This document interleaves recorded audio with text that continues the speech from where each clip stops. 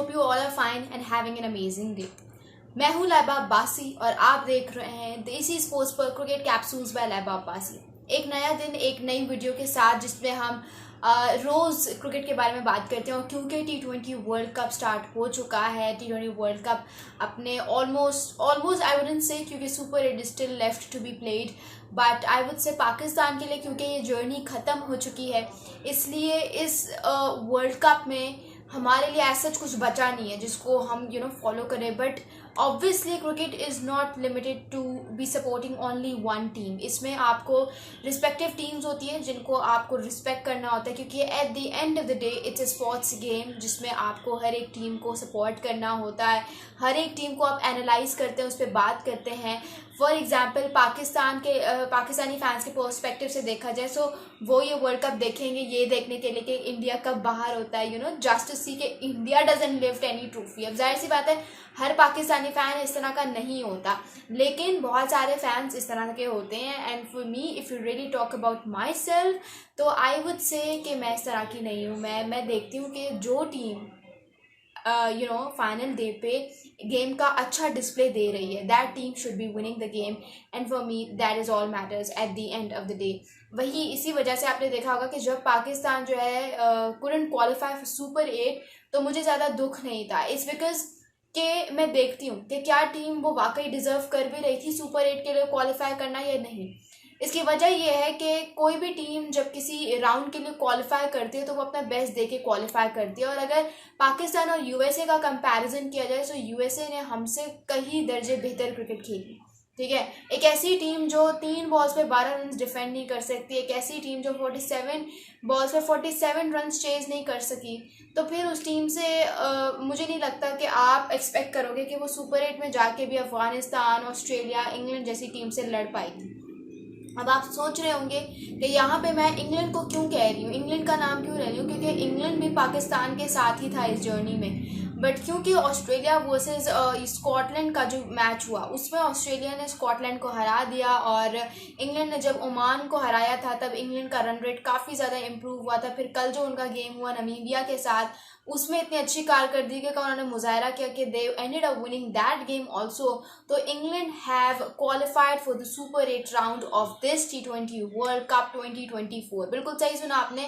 हमें जहाँ पे लग रहा था कि यार न्यूजीलैंड भी क्वालिफाई नहीं कर सकी, श्रीलंका भी क्वालिफाई नहीं कर सकी, तो पाकिस्तान क्या ही क्वालिफाई करेगी, क्योंकि इंग्लैंड भी क्वालिफाई नहीं कर रही थी। जैसे आसार लग रहे थे, नज़र ऐसा ही आ रहा था, सिचुएशन ऐसी ही नज़र आ रही थी कि इंग्लैंड भी जो है वो क्वालिफाई नहीं कर पाएगा। लेकिन वही कहते हैं ना कि जब आप कम बैक करते हो, स्ट्रॉन्ग कम बैक करते हो, जब आप अपना माइंडसेट बदलते हो, तो फिर things start happening in your favour. और इंग्लैंड के साथ भी कुछ इसी तरह का हुआ, and England have qualified for the super 8 round. अब वो कहानी नहीं है कि नहीं यार डिफेंडिंग चैंपियंस क्वालिफाई नहीं कर सके, कर चुके हैं भाई। यो ओमान, आपको पता है कि पाकिस्तान का नाम किस लिस्ट में आ रहा है, कि मतलब जो टीम्स एलिमिनेट हो चुकी हैं इस वर्ल्ड कप से, उसमें युगांडा है, उसमें नमीबिया है, उसमें स्कॉटलैंड है, उसमें हर तरह की छोटी छोटी टीम है, ओमान, और फिर पाकिस्तान का नाम आता है, which is kind of unbelievable. ये वीडियो एक बहुत ही आई ओपनिंग वीडियो होने वाली है, सो मेक श्योर कि आप इस वीडियो को शुरू से लेकर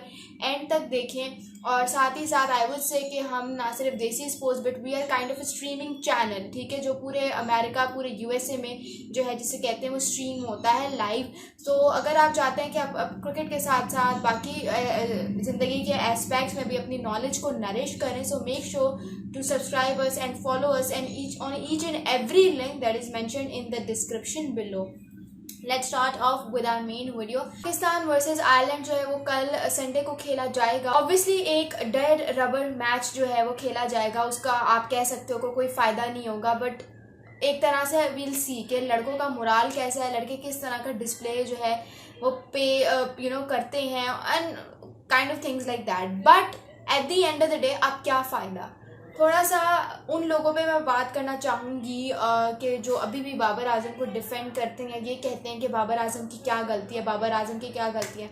बहुत ज़्यादा गौर करने के बाद जब मैंने पाकिस्तान की पिछली अचीवमेंट्स देखी, फिर 4-5 साल से जो मैंने पाकिस्तान क्रिकेट टीम की हालत देखी अंडर बाबर आजम, उसको एनालाइज़ किया मैंने सरफराज के साथ और बाबर आजम दोनों का कंपैरिजन किया, and I kind of came to acknowledge a lot of points जो कि आज मैं इस वीडियो में रखने वाली हूँ। लेकिन उससे पहले आई वुड से वो सब लोग जो कह रहे हैं कि स्कॉटलैंड भी बाहर हो गया यार, ऐसा क्या कर दिया, हालांकि ऑलमोस्ट उनकी अपनी कंडीशंस थी। Let me tell you what, Scotland को आप नहीं कर सकते हो कंपैरिजन उसका पाकिस्तान के साथ। उसकी वजह यह है कि स्कॉटलैंड जो है ना, उनका बैटिंग ऑर्डर देखो कि मतलब जब जब उनको मौका मिला they really gave their best. आप देख लो ओमान के अगेंस्ट आई रिमेंबर उनका मैच था and they had to chase 150 runs जो कि उन्होंने 13.3 ओवर्स में चेज कर दिए। नमीबिया के अगेंस्ट उन्होंने 155 का टारगेट आराम से चेज कर लिया। ऑस्ट्रेलिया के अगेंस्ट, ऑस्ट्रेलिया कोई छोटी टीम नहीं है, ठीक है। ऑस्ट्रेलिया के बॉलिंग अटैक के अगेंस्ट उन्होंने पहले 10 ओवर्स में उन्होंने 90 for the loss of no wicket रखा। मतलब can you believe it, 90 for the loss of no wickets. तो ये चीज़ अपने आप में एक बहुत बड़ी अचीवमेंट है। फिर जब इंग्लैंड के साथ उनका मैच था, जब स्कॉटलैंड का, तो उसमें भी आई रिमेंबर उन्होंने कोई 180 समथिंग का टारगेट रखा था। यस उन्होंने रखा था। तो ये कुछ चीज़ें होती हैं कि स्कॉटलैंड अगर फेल हुआ है इस वर्ल्ड कप में तो just because of their, it might be just because of their one department and that is bowling probably. लेकिन उसके अलावा जो उनकी परफॉर्मेंस रही दैट वाज समथिंग जिसको आप अप्रिशिएट किए बगैर रह ही नहीं सकते हो। इसके अलावा डेविड वीज़ा जो है उन्होंने अपना लास्ट इंटरनेशनल मैच खेला अगेंस्ट जिसे कहते हैं इंग्लैंड, ठीक है। वीज़ा का जो है वो लास्ट इंटरनेशनल मैच था अगेंस्ट आयरलैंड, क्योंकि अब वो रिटायर हो चुके हैं।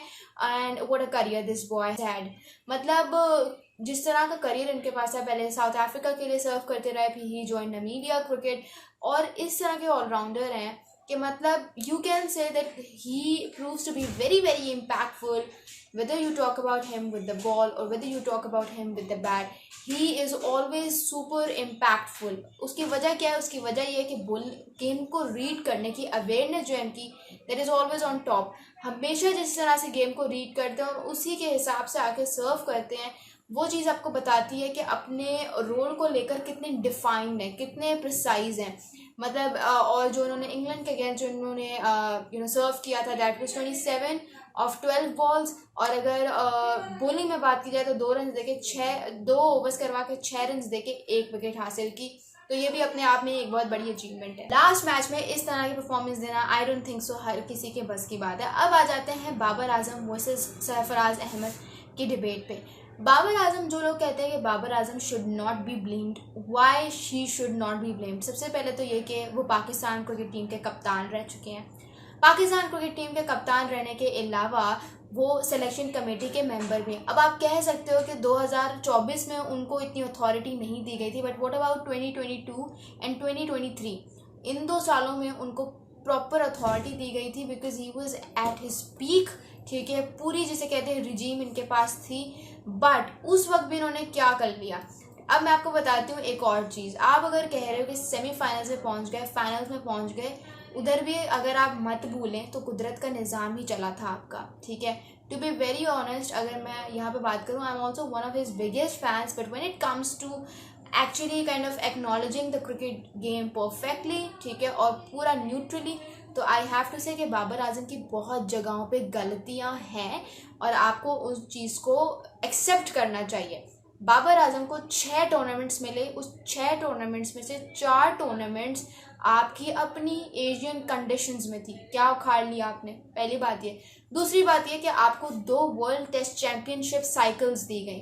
2 वर्ल्ड टेस्ट चैंपियनशिप साइकिल्स मजाक बात नहीं होती। क्या कर लिया आपने?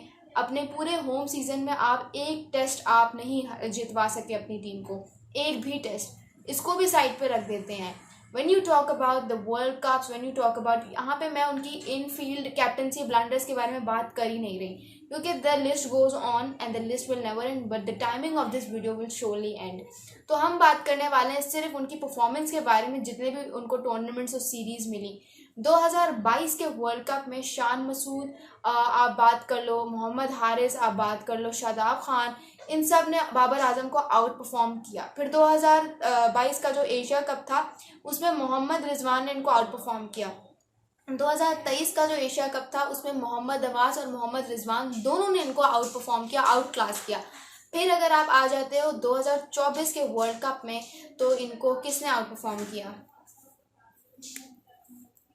2024 के वर्ल्ड कप की तो आप बात ना करो, बिकॉज उसमें वो चल नहीं सके। 2023 का जो वर्ल्ड कप हुआ था उसमें अब्दुल्ला शफीक ने इनको आउट परफॉर्म किया, उसमें मोहम्मद रिजवान ने इनको आउट परफॉर्म किया। मतलब जो पाकिस्तान वर्सेस श्रीलंका की सीरीज़ थी उसमें आप कह सकते हो कि सलमान अली आगा, सऊद शकील ने इनको आउट परफॉर्म किया। फिर जो 2000 जैसे कहते सॉरी जो पाकिस्तान वर्सेस ऑस्ट्रेलिया का टूर था उसमें शान मसूद ने इनको आउट परफॉर्म किया। मतलब देयर आर काइंड ऑफ हमारे ही अपने टीममेट्स हैं, टीम प्लेयर्स हैं जो इनको आउट परफॉर्म करते रहे इस पूरे अरसे के दौरान। बट क्योंकि जाहिर सी बात है वो मैच या तो हम जीत जाते थे या तो क्योंकि टीम ऑब्वियसली कलेक्टिवली मिलके परफॉर्म कर लेती थी, तो उसका कभी प्रेशर बाबर आजम पे पड़ता ही नहीं था, बिकॉज ऑब्वियसली कहीं ना कहीं उनके अपने ब्लंडर्स छुप जाते थे इन सब की परफॉर्मेंस के पीछे। क्योंकि हम पाकिस्तानी फैंस तो हैं बहुत ज़्यादा डेलूजनल, और हमें अपनी एक यूटोपिया बनाने की आदत है जिसमें हम रहना पसंद करते हैं, और फिर इतने ज़्यादा ब्लाइंड फैंस जब आ जाते हैं तो फिर वैसे ही तनकीद होना बंद हो जाती है। तो वो सीन रहा है बाबर आजम का। बाबर आजम की अगर T20 वर्ल्ड कप्स में बात की जाए, उनका जो स्ट्राइक रेट है दैट इज़ ऑफ 113, 87 का स्ट्राइक रेट पावर प्ले में और एवरेज 27 की। अब आप मुझे बता दो कि कहाँ से फिर मैं इनको डिफेंड करूँ, क्योंकि स्टेटिस्टिक्स जब आप जमा करते हो, जब आप देखते हो, जब आप कंपैरिजन कर रहे होते हो, तो ये कुछ छोटी छोटी चीज़ें ऐसी होती हैं जो आपको नज़र आना शुरू हो जाती हैं, और फिर आप खुद देखते हो कि नहीं यार, इस तरह से आप अपनी नौकरी के साथ, अपनी जॉब के साथ ऑनेस्ट नहीं हो, या आप खुद धोखा दे रहे हो उन लोगों को जो लोग आपको ट्रस्ट करके देखते हैं। तो ये कुछ छोटी छोटी बातें जो मैंने सामने रखना चाहिए। सरफराज अहमद ने बहुत ज़्यादा क्रिटिसिज्म फेस किया, बहुत ज़्यादा, but the thing you really need to appreciate by this guy is कि कभी भी टीवी पे आके फजूल की बकवास नहीं की, कभी भी टीवी पे आके कुछ उल्टा सीधा नहीं बोला करंट टीम के बारे में। जब जब मौका मिला परफॉर्म करके दिखाया, चाहे वो विकेट कीपिंग के साथ हो, चाहे वो बैटिंग के साथ हो।